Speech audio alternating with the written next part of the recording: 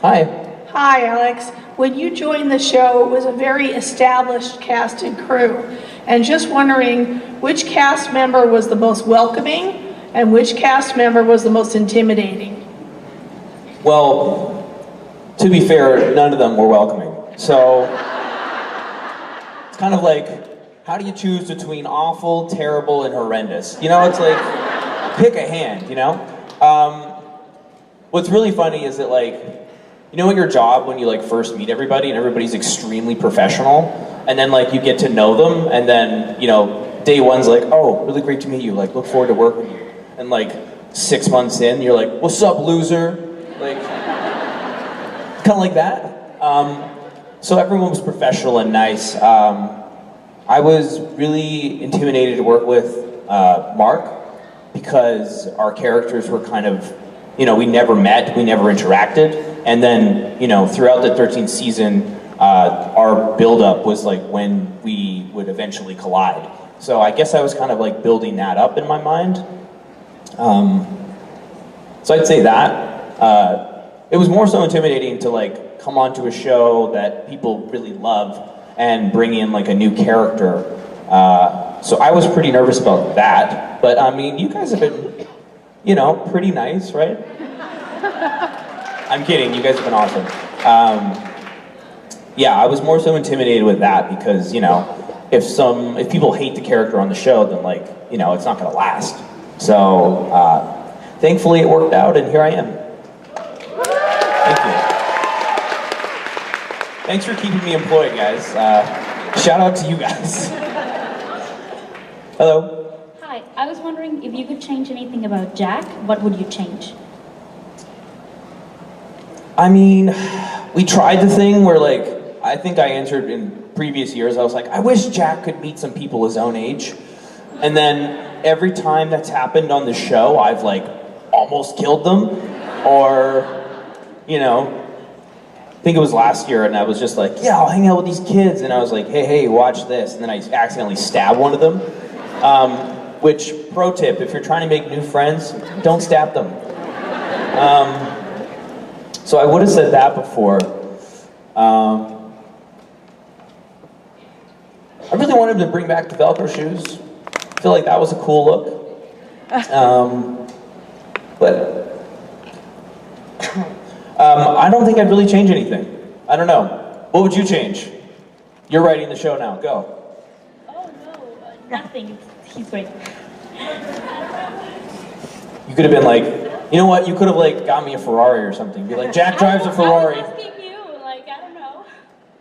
Jack would probably drive like, I don't know, just like a bike with training wheels on it or something.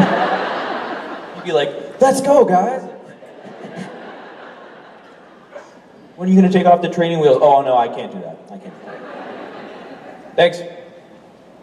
Hi. Hi.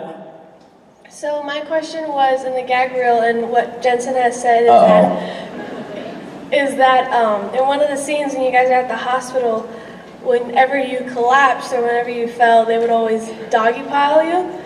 And I was wondering, like the first time they did it, or when it kept going on and on, what was your thought and how did it feel to have all that weight on you? See a doctor. Jack. Oh, yeah, you left an opening.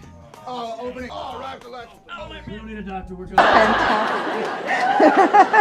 good, actually. Stick. What was my thought? Ow. Help. Stop. Why is no one helping? Again? Still? Okay. Then eventually just like, I'm gonna kick all you guys right in the balls. So take one, you're like, ha. Take two, you guys like, you guys suck. And take three, I was trying to kick Misha in the nuts, so. That was my thought process. I feel like a lot of you, there'd be some of you where you're just like, oh my God, yes. Like, today it happened, guys. The dog pile of 2019 finally came true. I've prayed and I've prayed to Chuck and, oh God, what a day for me. I can tell that this is, some of you guys are like, you're goddamn right, that's, yeah. Misha's trench coat just flapping in my face. So that was the thought process.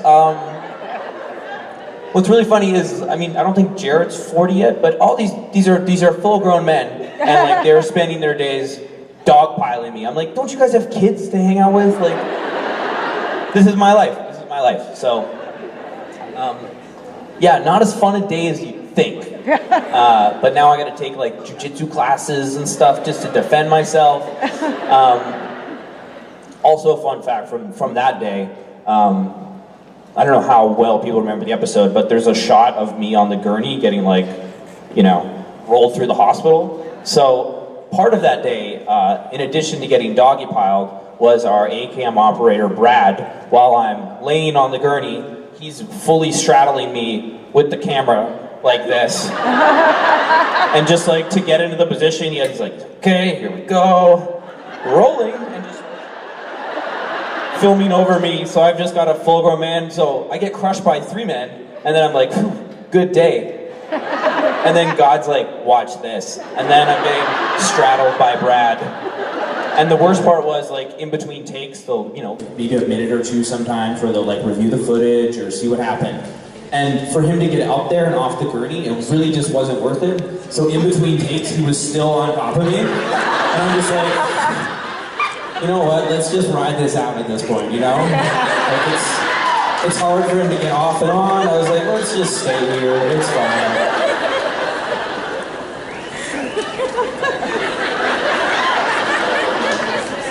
Did that help? That was good. Kinda thank you, kinda not? No, thank you, cheers.